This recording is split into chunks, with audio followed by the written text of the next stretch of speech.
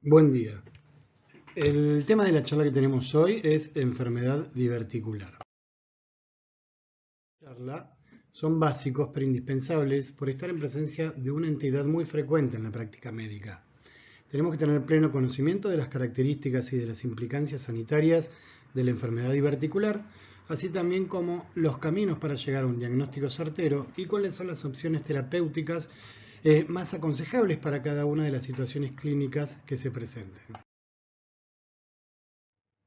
Técnicamente podemos decir que son saculaciones de la pared visceral del tracto intestinal en su segmento colónico.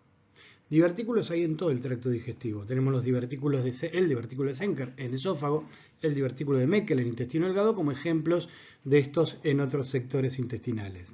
Si hablamos de divertículos colónicos tenemos que aclarar otra cosa importante. Los hay verdaderos, que son aquellos que tienen todas las capas de la pared intestinal, habitualmente son congénitos y de desarrollo en el ciego, y los hay falsos, que a diferencia de estos no tienen la capa muscular comprometida.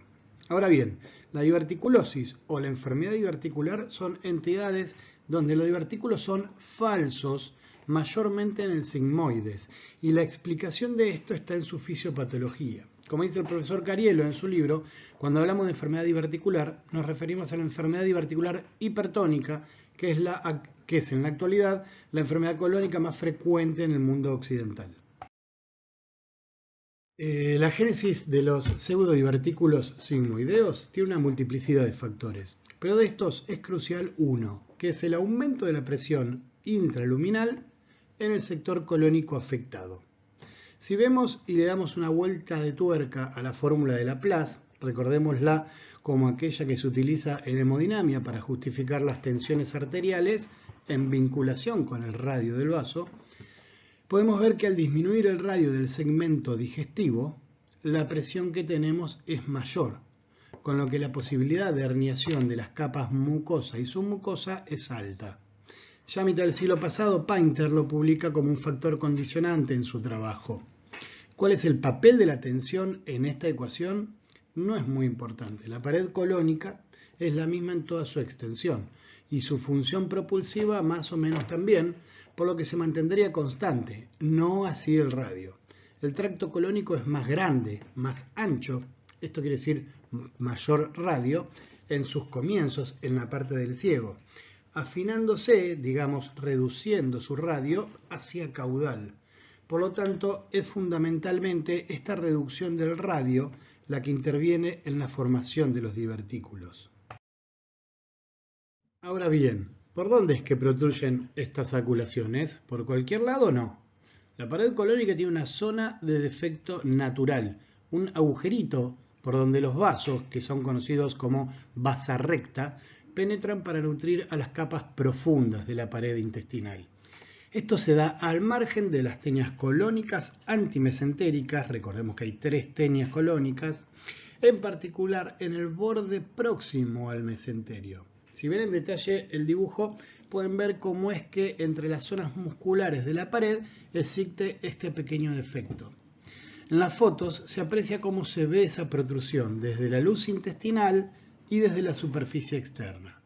Al ser una entidad adquirida, se requiere tiempo para que los factores intervinientes generen las condiciones y le den dimensión sintomática. Es por eso que es una entidad que habitualmente vemos en adultos mayores. Por un lado, es importante esto que vemos de Pirri, publicado en el 2019. Esta enfermedad es el 8º diagnóstico ambulatorio en Estados Unidos. Estamos ante una enfermedad muy común, muy frecuente. Por otro lado, encontramos en este otro trabajo norteamericano publicado por Witt aquello que decíamos de la edad. Tenemos alrededor de un 60% de personas mayores de 60 años con divertículos colónicos. Pero ojo, como se puede ver, no solo es este grupo etario quien lo sufre. También, según este trabajo, una gran proporción de adultos mayores, de 40 años, adultos jóvenes, también lo presentan. Es importante retener esto, ya que se tiende a vincular esta enfermedad con pacientes añosos y, como diría Guido, está bien pero no tan bien. En cuanto a la posibilidad de complicación de la enfermedad diverticular, podría decirse que ahí sí está más vinculada con la edad. Si se fijan bien, van a ver tasas realmente grandes de afectación a edades avanzadas. Fíjense, cuando el paciente tiene más de 80 años, son 263 pacientes por cada 100.000. Incluso superiores a las tasas de incidencia de apendicitis, otra enfermedad muy frecuente del abdomen agudo a nivel mundial, que si bien son variables, vemos que en el caso de los mayores de 80 estamos muy por debajo. Reforzando lo dicho previamente, el trabajo de Pirri, vemos que las complicaciones de esta enfermedad son la principal indicación gastrointestinal de ingreso hospitalario de los Estados Unidos, con un costo sanitario elevadísimo. ¿Cómo es que se presentan los pacientes que sufren diverticulosis o enfermedad diverticular? Como la mayoría de las entidades, tiene un proceso que en sus comienzos es solapado, pero con el tiempo se hace notorio. Técnicamente tendríamos que aclarar que la presencia de síntomas y de signos se hace a la enfermedad, no previamente a la misma. Por lo tanto, la diverticulosis podemos decir que es la presencia de divertículos pero sin los síntomas. Y la enfermedad es cuando ya comienza a tenerlos. Los síntomas no son específicos, sino más bien comunes a muchos otros procesos. ¿Quién no tuvo dolores abdominales o alteraciones en su ritmo catártico o momentos de distensión? Y esto no nos hace portadores de divertículos, pero sí nos obliga, ya como profesionales de la salud, a extremar los medios para llegar a un diagnóstico preciso. ¿Y cuál es el procedimiento más adecuado para esto? Claramente la videocolonoscopía. La sensibilidad y la especificidad de este método para diagnóstico es altísima. Digamos que es parte merece las complicaciones de los divertículos. Dos situaciones fisiopatológicas son responsables de estos cuadros clínicos. Infeccioso. La hemorragia conforma una entidad en sí misma, que es la hemorragia, o se agrupa dentro de lo que son las hemorragias digestivas bajas. Estas tienen sus formas diagnósticas y terapéuticas específicas que escapan al desarrollo de esta charla. Pero la inflamación-infección es la estrella de esta charla. La diverticulitis aguda es el punto álgido, neurálgico más importante de esta enfermedad. Mencionábamos del trabajo de Pirri slides atrás. La diverticulitis, junto con la hemorragia, es la principal indicación gastrointestinal de ingreso hospitalario. ¿Se presenta clínicamente la diverticulitis? El cuadro no es otro que un abdomen agudo inflamatorio, con todos, o algunos, recuerden que no siempre se cumplen todos los postulados, de sus elementos característicos, como fiebre, dolor y leucocitosis. Todos en más o en menos dependiendo del nivel de afectación, y seguro va a tener un correlato en la diferenciación que se habla en general de un proceso no complicado, donde el cuadro clínico es apenas perceptible, y de otro complicado con distintas características. Tenemos la presencia de abscesos, fístulas, obstrucción y perforación libre. De estos, los habituales suelen ser el absceso y la perforación libre, que generaría una peritonitis generalizada, claramente de mayor afectación y peor pronóstico. Frente a esta disyuntiva clínica se presentan varios escenarios posibles. Es obligación de la ciencia ser lo más claro y preciso posible al momento de orientar por uno u otro camino. Es en este sentido que las distintas entidades científicas o sanitarias tratan de establecer guías consensuadas para conseguir el mejor resultado posible. Una de estas instituciones de gran prestigio a nivel mundial es el Instituto Nacional de Salud del Reino Unido, que a través de sus guías establece conductas más adecuadas para tomar frente a sus pacientes. Si la evaluación del caso se hace en una guardia, es recomendable realizar un laboratorio, en particular para tener un recuento de blancos y un eventual análisis de la proteína C reactiva, para confirmar el proceso inflamatorio, tras el cual debería concluirse con un estudio por imágenes. El gold estándar de las imágenes es una tomografía axial computada de abdomen y pelvis con contraste oral y endovenoso. Históricamente se clasificó la diverticulitis mediante este método en 4 grados descritos por Hinckley en la década del 80. Básicamente la clasificación marca un grado 1 donde el proceso es bien localizado, con detalles discretos en las imágenes, un grado 2 con una colección inflamatoria infecciosa más definida pero circunscripta, un grado 3 donde el compromiso peritoneal es generalizado y un grado 4 que se considera cuando el compromiso generalizado se torna fecal. Posteriormente aparecen distintas modificaciones con ligeras variaciones del grado 2 y discriminando la presencia de las distintas complicaciones locales eventuales como fístula y obstrucción. Confirman el proceso inflamatorio diverticular, pero sin la presencia de complicaciones. La conducta dependerá del estado general del paciente, aunque en principio no sería quirúrgica. Podemos hablar de internación o de tratamiento ambulatorio, analgesia, antibiótico-terapia, aunque viendo que se trata de limitar la prescripción de antibióticos lo más posible. Ante la presencia de colecciones circunscriptas de abscesos, la idea primera es drenarlos de manera percutánea. En este sentido hay que considerar siempre la posibilidad de guía tomográfica, lo que sería determinante. En caso que no sea factible este primer intento mini-invasivo, hay que evaluar la posibilidad de resolución quirúrgica, ya sea laparoscópica o laparotómica.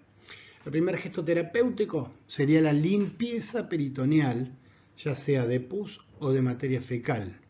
En cuanto a la resección del segmento afectado, habrá que evaluar distintos factores, pero en líneas generales podría decirse que en caso de perforación debería resecarse el sigmoides y evaluar una anastomosis, una reconstrucción del tránsito intestinal en el mismo procedimiento, o hacer una ostomía, derivar el tránsito intestinal hacia el exterior y dejar para un segundo tiempo quirúrgico la anastomosis. Estas son las recomendaciones que la Agencia de Salud inglesa deja para sus profesionales. Es evidente que por más prestigio que tenga, no tiene una representatividad plena en nuestro país. Acá hay instituciones similares con tareas y responsabilidades en la misma línea.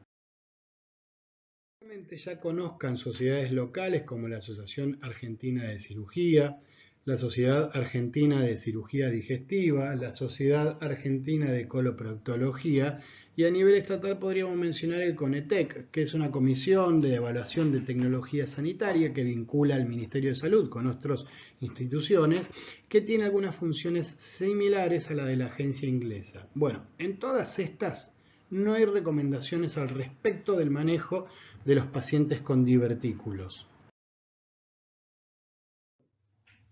Es este trabajo presentado en el año 2020 por el Dr. Barletta, en donde se ve una intención de ser punto de partida para la generación de una guía consensuada.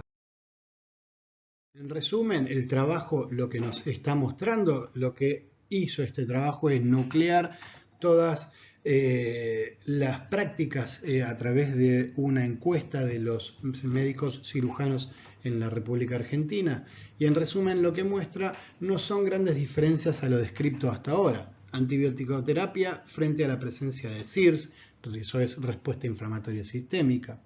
Utilización de procedimientos percutáneos para la resolución de colecciones en una primera instancia. Mantener la cirugía como última instancia terapéutica o frente al diagnóstico de afectación peritoneal difusa, un grado Hinchay 3 y grado 4.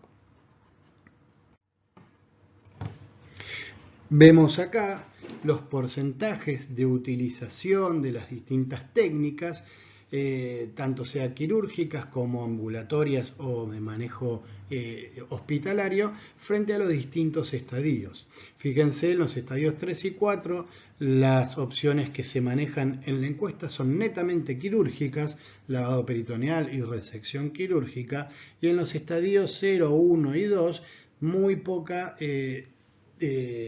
indicación quirúrgica notamos en la encuesta. Lo que sí notamos es una amplia elección de internación y tratamiento médico intrahospitalario.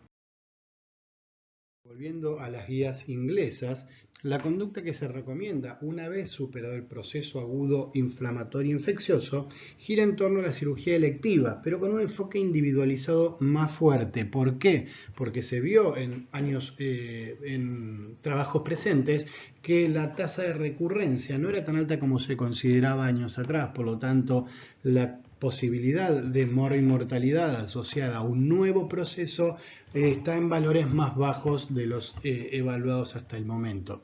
Esto hace que de repente la cirugía sea el tratamiento de elección, pero en situaciones, en determinados momentos.